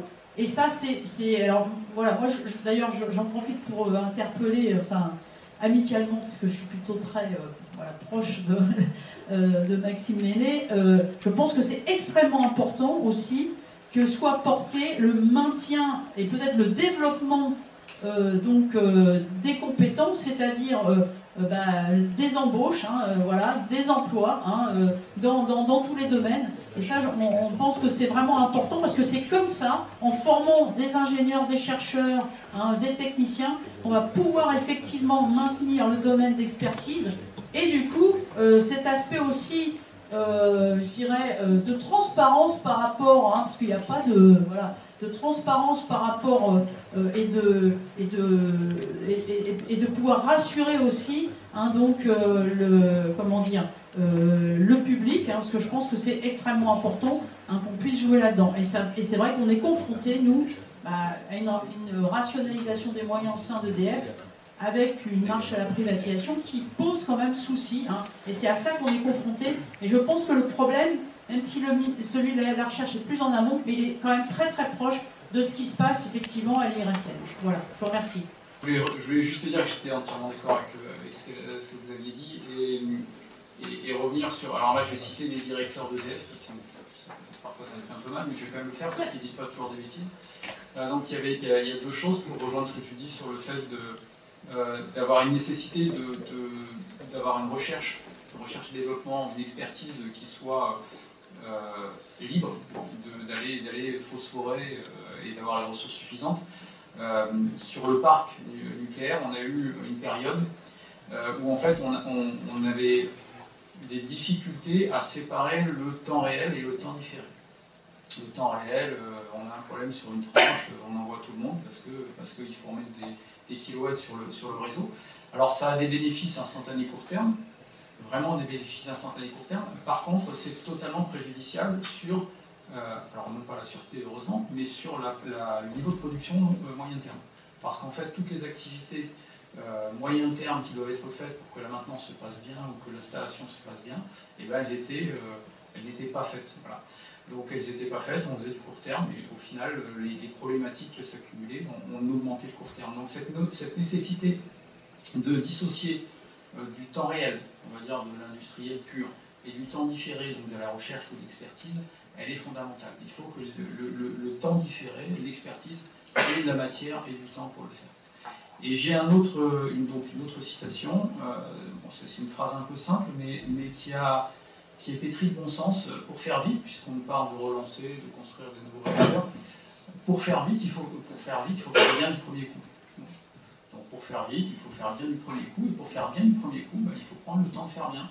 Il faut avoir un bon contrôle technique, il faut avoir des personnes qui sont formées. Voilà. Donc si on veut faire vite, si on veut faire un beau projet industriel et faire vite, ok, on met les ressources, on met les compétences et on avance. Excusez-moi, cette fois-ci je me Pour dire sur ce que ça dit tout à l'heure, et qui a été repris sur ce que j'ai entendu comme une sorte d'inflation de la taille des dossiers, puisque Stéphane, tu disais il faut donner le nombre de pages des dossiers, qui se chiffrent souvent en centaines, voire en milliers. Et est-ce que, du coup, ma question que je voudrais vous adresser, c'est est-ce que vous pensez que la dualité du système contribue à cette inflation des dossiers? Oui, du coup ça fait une réponse un petit peu aux deux questions, parce qu'effectivement c'est la perception qu'ont les salariés, moi chez EDF, qui travaillent sur ces dossiers, c'est qu'effectivement c'est pas tant la structure qui alourdit le processus, c'est que dans le processus, tel qu'il est construit, si on sort de son rôle, et donc ça c'est la clé, c'est déjà chacun reste bien dans son rôle, il y a les experts, il y a les décideurs, si les décideurs sortent de leur position pour réinstruire l'expertise, on fait deux fois l'expertise. Et donc du coup ça alourdit un processus qui n'est pas prévu comme ça initialement. Et donc sur la dualité, c'est vraiment c'est essentiel, mais c'est pas ça qui conduit, c'est pas la structure qui conduit à l'inflation, c'est justement le fait que chacun sorte de son rôle et le fait que le processus est prévu en couches successives. Au lieu d'avoir une convergence entre les différents intervenants, de recherche de convergence, on rajoute une couche, et après il y a un phénomène classique dans le monde technique, dans le monde de l'ingénieur, c'est que vous donnez un sujet à l'ingénieur, il va le creuser à fond, il va ranger son os, il va aller bien plus loin que ce qu'on lui demande. Je pense que c'est classique à EDF, ça doit être classique à l'IRSN et à l'ASN, je vois tout le monde qui... à l'endroit aussi, le collègue de l'endroit qui sourit. C'est voilà. Peut-être même pas spécifique des ingénieurs. C'est peut-être même pas spécifique des ingénieurs, voilà. C'est le zèle. Il y a un effet de zèle, si vous voulez, et le fait qu'il y ait une superposition, on conduit un millefeuille. Mais c'est pas la dualité qui fait ça. C'est pas le fait de supprimer une couche, on va le faire, mais c'est plus on peut, en restant dans la même structure, améliorer, fluidifier le système en l'articulant mieux et en cherchant la convergence technique. D'autres réactions? Parce qu'il y avait la question quand même du dialogue. Confirmer que ça fait quand même du temps. Est-ce que du point de vue de l'IRSN, on a eu le point de vue d'un exploitant, est-ce que du point de vue de l'IRSN, le fait d'avoir un dialogue direct entre experts et de se parler directement technique, ça améliore le processus aussi? Moi j'ai envie de vous donner un exemple, si vous voulez. C'est la modification de tournade. On a travaillé depuis essentiellement l'été dernier et cet hiver à propos d'une modification. C'est une modification qui va se déployer sur les réacteurs de 900 qui consiste, c'est simple, c'est mettre une structure métallique au-dessus d'une bâche qui est essentielle pour la sûreté. Avoir de l'eau, c'est essentiel, donc une bâche qui contient de l'eau, la protéger contre des projectiles qui viennent d'une tornade extrême, c'est quelque chose d'essentiel. Donc EDF a conçu et s'est appuyé sur les prestataires pour concevoir une protection de cette bâche. Le dossier nous a été envoyé à l'IRSN pour qu'on évalue la qualité de cette protection. Les ingénieurs spécialistes, ils ne sont pas nombreux, ils ont mis en doute la qualité de cette protection. Néanmoins, EDF avait commencé à l'installer. Typiquement à Tricastin, on a la protection le chantier a été commencé, la protection a commencé à être érigée au-dessus de la bâche, et donc on est arrivé à une conclusion, c'est-à-dire qu'EDF a conçu une protection, une charpente métallique, qui présente des qualités et aussi certains défauts, certaines insuffisances aux yeux des ingénieurs de l'IRSN. Donc le dialogue technique, il en est arrivé là, à un point de divergence. Si on écoute EDF à la fin, les ingénieurs d'EDF disent bon ben moi j'ai assez discuté, la protection elle restera en place et elle est telle qu'elle est, je ne sais pas faire mieux. L'IRSN dit on démonte cette protection, on en reconçoit une selon notre idée qui sera beaucoup plus robuste et qui résistera vraiment à ce à quoi elle doit résister. Et c'est là qu'intervient le rôle de l'autorité, qui pour moi a joué son rôle en l'occurrence, qui a demandé effectivement de préserver la structure dans laquelle EDF avait investi, qui a bien noté les faiblesses de cette structure, qui a demandé à ce qu'elle soit renforcée, et qui a eu une autre demande, c'est-à-dire que pour les prochaines structures qui seront installées pour les autres réacteurs, c'est de reprendre la conception et d'acter des principes décidés par les ingénieurs. Donc, vous voyez, il y a deux niveaux. Il y a eu un niveau où le dialogue a vraiment permis de comprendre où était l'impasse technique, où était l'incompréhension, ce à quoi était arrivé EDF avec l'aide de ses prestataires spécialisés, ce que disait l'expertise de l'IRSN, qui est une expertise des principes constructifs, donc deux points de vue qu'on n'arrivait pas à faire converger, et une position prise par l'ASN, une décision prise par l'ASN à la lumière de ces deux éclairages. Donc moi je pense que quand le dialogue technique se passe bien, il y a la possibilité d'une certaine fluidité, puisqu'en plus il n'y a pas eu d'impact sur le planning d'EDF en question, puisque la modif a été déployée dans les temps où c'était prévu, moyennant des renforcements, et ça c'est la prescription technique de l'ASN. Merci. Donc, monsieur. Bonjour à tous. Benoît Robin de la CGT Framatome Courbevoie, donc les bureaux d'études. Et en fait, je voulais déjà réaffirmer le soutien de la CGT Framatome, dans son intégralité, à l'intersyndicale et à la lutte contre cette fusion qui risque, comme beaucoup de monde l'a pointé là, de dégrader justement la sûreté. Et je voulais témoigner aussi sur la nécessité de cette dualité sur laquelle est construite la sûreté. J'ai travaillé un peu, pas directement dans la cellule de crise constructeur, mais en soutien de cette cellule de crise, et j'ai bien vu la manière dont ça fonctionnait, et la nécessité de justement confronter les différents points de vue, en l'occurrence c'est EDF, IRSN et Framatome, en tant respectivement que exploitants, experts et constructeurs, et c'est de cette confrontation justement que naissent les solutions. Voilà, je ne peux pas témoigner plus étant simplement informaticien et ingénieur méthode, et pas directement impliqué, mais voilà, c'est ce que j'ai vu. Merci pour votre témoignage. Je crois qu'il y avait un monsieur ici. Merci beaucoup. Donc, rapidement, Patrick Lejuste, je suis salarié IRSN, élu au conseil d'administration de l'IRSN et représentant la CGT. Moi, j'avais une question finalement à écouter l'ensemble des intervenants qui ont dit des choses extrêmement intéressantes. Et j'aimerais revenir un peu sur la critique qui est formulée. On critique le système actuel en disant qu'il y a un frein. A priori, enfin, des personnes pensent qu'il y a un frein. Des personnes pensent qu'il y a un frein parce qu'il y a justement deux entités distinctes et ils espèrent acquérir de la fluidité en fusionnant ces deux entités distinctes. Alors ma question est la suivante. Quand on a vu tout à l'heure les flèches chronologiques présentées à la fois par Olivier et d'Arexel. Moi, ce qui m'interpelle, c'est que de toute façon, il y aura toujours un temps nécessaire à l'expertise et un temps nécessaire à la décision, que la structure soit fusionnée ou pas. Ou alors, comme dit M. Laplace, on supprime un bout de l'expertise et on gagne du temps. Mais ma question est la suivante. Si on fusionne sur cette plage chronologique, a-t-on vraiment un gain? C'est ma question. Quand je vois le calendrier qui est présenté, compte tenu des ressources qui sont contraintes, où a-t-on un gain? C'est une question qui m'interpelle finalement, parce que à vous écouter tous, j'arrive pas à comprendre comment dans une structure fusionnée, si on maintient un temps d'expertise et un temps de décision, on aurait un gain. Ouais, c'était ma remarque. Si vous avez des réponses, je suis prêt. Moi, j'arrive.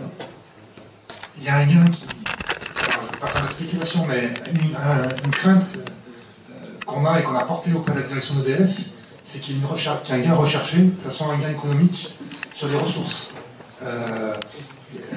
Et la réponse qui nous a été donnée, c'est que, a priori, le président de l'ASN, Bernard Dorvieux, aurait demandé expressément à Bercy de prendre un engagement sur le fait que les ressources ASN, IRSN, et que ça soit dans la décision, a priori, ça aurait été acté dans la décision du Conseil de politique nucléaire du 3 février, que les ressources seraient au moins équivalentes.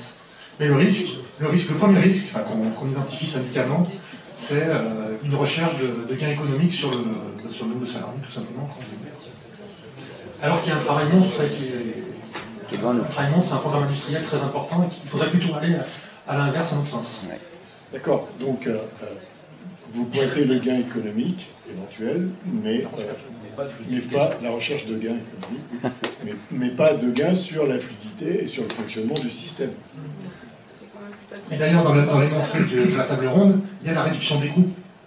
Ça fait partie on ne dit pas l'optimisation du processus, le gain de temps, on pointe la réduction des coûts dans la critique qui a été formulée, que vous avez relevée. Oui, je voudrais témoigner aussi de ce que j'observe actuellement sur les chantiers, qui soient de démantèlement, de conception, c'est qu'on est dans une société de low cost et qu'on fait du moins 10 ans. Et donc on se retrouve avec des conceptions qui sont vraiment très très moins chères, quoi. Et donc c'est pour ça que l'expertise est très importante, parce qu'on lutte tout le temps et bien souvent on prie pour que les autorités de sûreté nous aident à freiner aussi certaines réductions de prix qui dégradent fortement sur des installations. Allez-y. Je suis journaliste à l'informé. C'est très intéressant vraiment l'échange de ce matin. Je voulais vous demander, est-ce que, on voit que l'IRSN est l'actualité n'est pas le problème, est-ce que, du coup, vous pensez qu'au fond, l'ASN partage aussi cette position et dans l'hypothèse où une fusion serait reviendrait, elle pourrait elle aussi devenir un acteur finalement de l'opposition à la fusion. Alors je sais que les absents ont toujours tort et qu'ils ne peuvent pas s'exprimer aujourd'hui, mais selon vous, est-ce que ça peut devenir un allié demain?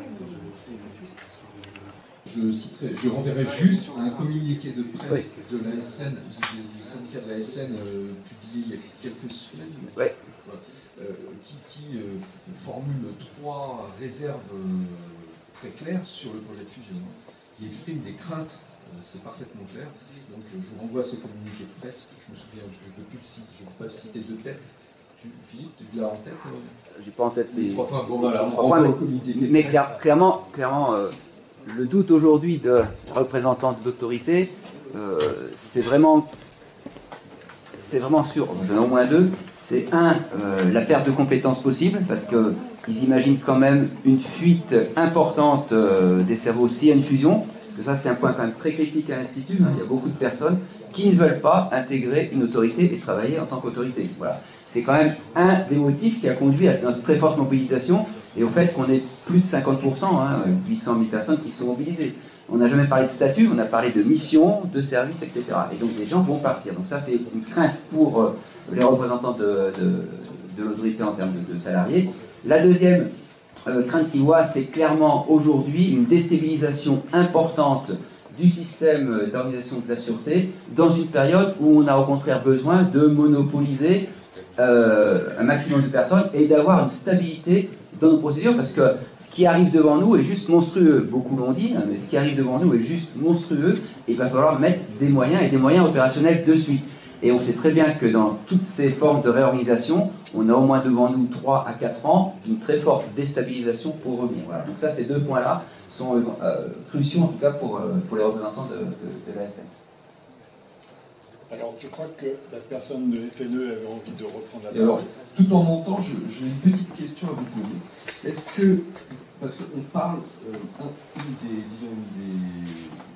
des facteurs de manque de fluidité, ce serait des divergences entre l'ASN exploitant et IRSN. Donc, ça rejoint un petit peu ton témoignage, Olivier. Est-ce que, globalement, vous avez le sentiment que c'est le cas le plus courant, ces divergences, ou est-ce que, globalement, le système aujourd'hui est fluide au sens où il n'y a pas de difficulté pour l'ASN à reprendre les conclusions de l'IRSN? Est-ce que quelqu'un peut éclairer cette question? Lors des expertises IRSN, l'ASN est impliquée depuis le début, hein, comme on l'a vu dès la saisine, et elle suit tous les échanges techniques. Donc quand l'avis de l'IRSN arrive, c'est quelque chose qui a été présenté à l'ASN et discuté. Donc l'ASN travaille en amont déjà sur le sujet, et l'objectif est bien qu'elle puisse se positionner rapidement sur le dossier. Dans le débat qui a eu lieu à l'OPEX avec audition du président de l'ASN, il a dit lui-même qu'il n'y avait pas de muraille de Chine entre l'IRSN et l'ASN et que les gens se parlaient, se connaissaient. Alors il a utilisé ça comme argument pour dire que la fusion se ferait très bien puisque les gens étaient déjà copains. Mais il a quand même détruit la notion de manque de fluidité puisqu'en fait il a dit que c'était déjà très fluide. Oui, très rapidement, je me permettrai une remarque. Il y a un article qui est présent dans la loi d'accélération qui écrivait ce qui concerne la composition du collège de l'ASN. Et le législateur m'a beaucoup fait rire parce qu'il a introduit une notion de parité au collège qui existe de fait aujourd'hui. Et malheureusement, au contraire de cette réécriture, les clauses relatives à l'inamovibilité des membres du collège ont disparu. Donc, effectivement, il y a des aspects financiers, des aspects techniques, des aspects procédures que vous avez évoqués. Pour moi, il y a un aspect qui est fondamentalement politique. Ce qui est en péril aujourd'hui, c'est le dispositif complet de contrôle et de surveillance des installations nucléaires. Et ça, on doit y prendre garde.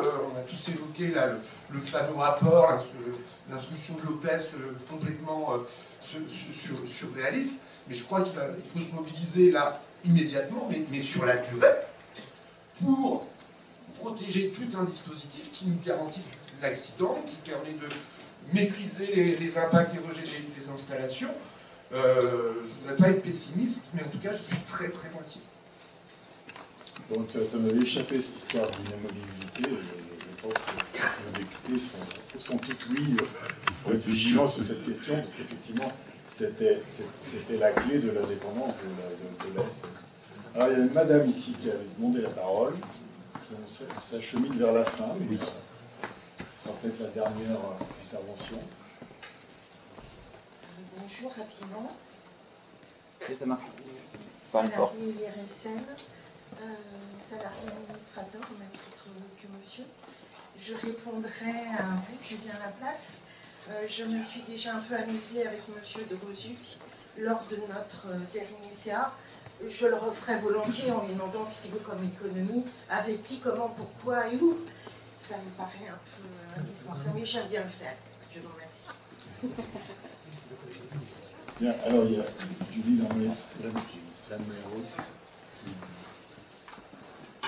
qui voudrait parler, puis tout après, on va faire la conclusion. Oui, juste quelques mots pour remercier cette journée. Moi, comme Maxime, je laisserai la queue ce matin, d'autres collègues prennent le relais cet après-midi. Je pense que dans la période que nous vivons, c'était particulièrement important de nous orienter et de nous expliquer à nouveau ce que vous faisiez, comment vous travaillez ensemble, surtout le long de la filière, et l'importance de maintenir un système dual de sûreté. C'était un sujet technique, compliqué, qui n'était pas évident à populariser, y compris dans un débat parlementaire. Et vous avez réussi à le faire grâce à un front syndical.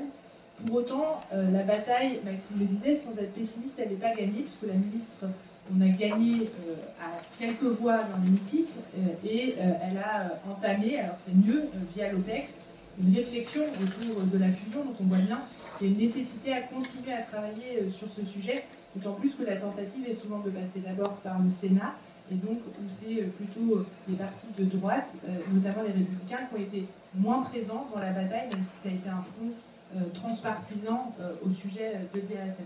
Je voulais simplement donc, rebondir sur le fait qu'on a mené notre action parlementaire jusqu'au bout et qu'on a aussi saisi le Conseil constitutionnel. Notamment les articles qui concernaient la SN, l'IRSN, ont été minimisés au sein de la CNT, mais dans restait, et au recours du Conseil constitutionnel, tout a sauté. Donc il y a aussi rassuré pour dire que dans la loi, le projet de loi d'accélération, entre ce qui a été voté et la loi suite au recours du Conseil constitutionnel n'est pas totalement la même non plus.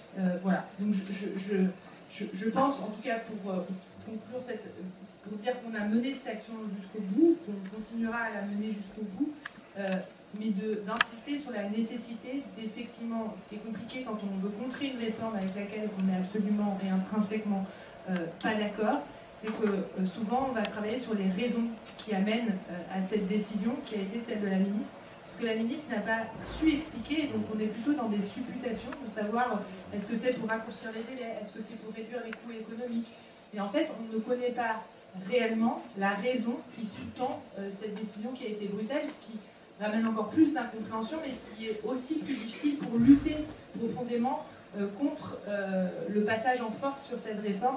Et je pense que c'est ça qu'on a aussi à dénuer collectivement, mais je pense que les bases que vous posez, et cette journée en fait partie, est importante pour continuer à préserver notre système de sûreté, qui est absolument primordial pour toutes les raisons que vous avez évoquées. Merci. Alors, quelques mots de conclusion pour vous remercier tous de votre participation active. Donc les personnes de l'IRSN, évidemment, impliquées dans leur mission, et il a été souligné qu'ils ne défendent pas leur statut. Ils ont d'ailleurs un statut tout à fait ordinaire. Mais ils défendent leur mission, parce que il se trouve que je suis membre du comité d'éthique et de déontologie de l'IRSN. J'ai vu l'attachement de cette maison à ses valeurs.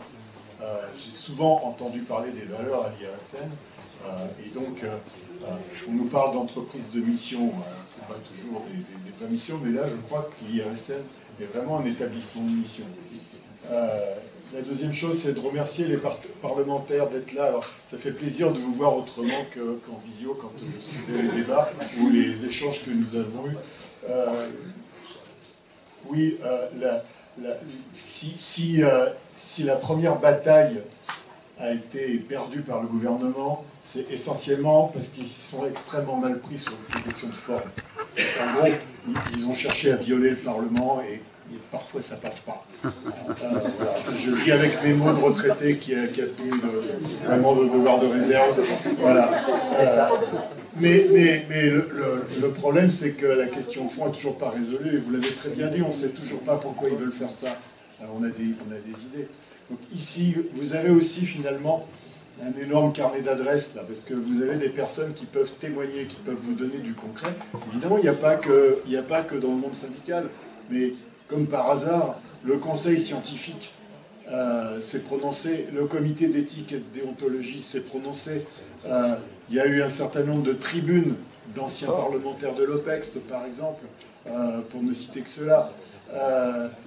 Il y a eu aussi la commission totalement responsable sur les alertes en matière de santé publique et sur la déontologie. Il y a un certain nombre d'instances qui se sont prononcées, j'en oublie énormément. Il y a en parallèle le débat à l'ANSES, où justement la question de la dualité qui existe sauf pour l'homologation des pesticides, et où on voit bien que ça pose un certain nombre de problèmes. D'ailleurs, l'ANSES n'était pas d'accord quand on lui a refilé cette décision. Mais enfin, vous connaissez la raison, hein. C'est qu'il n'était pas question pour le ministère de l'Agriculture de laisser cette décision partir au ministère de la Santé ou de l'Écologie, qui sont les ministères responsables de la santé des Français et de la qualité de l'environnement. Donc voilà, on voit quand même que des décisions politiques mal mûries et prises à l'emporte-pièce conduisent à des choses qui ne fonctionnent pas. Là, on a un système qui fonctionne. Il est aussi important, et ce sera mon dernier message, il est important de bien faire savoir, parce que ce n'est pas dans la tête de tout le monde, que ce débat, il n'a rien à voir avec le fait d'être pour ou contre le nucléaire. Chacun a son idée. À l'IRSN, on ne demande jamais aux gens de savoir s'ils sont pour ou contre le nucléaire avant de leur confier une expertise. Et d'ailleurs, ce n'est pas leur problème. Hein. Et il y a sûrement des gens qui sont pour et des gens qui sont contre. Et puis des gens qui ne savent pas s'ils sont pour ou contre. Ouais, c'est mon cas. Hein. Mais il y a quand même une question majeure, c'est que quel que soit l'avenir de la politique énergétique de la France, on ne pourra pas développer le nucléaire si on n'a pas un système d'expertise robuste, indépendant et transparent. Et c'est la condition pour qu'on minimise le risque d'accident, c'est aussi la condition de la confiance sociale. Voilà, donc écoutez, j'espère que ça va bien continuer cette émission.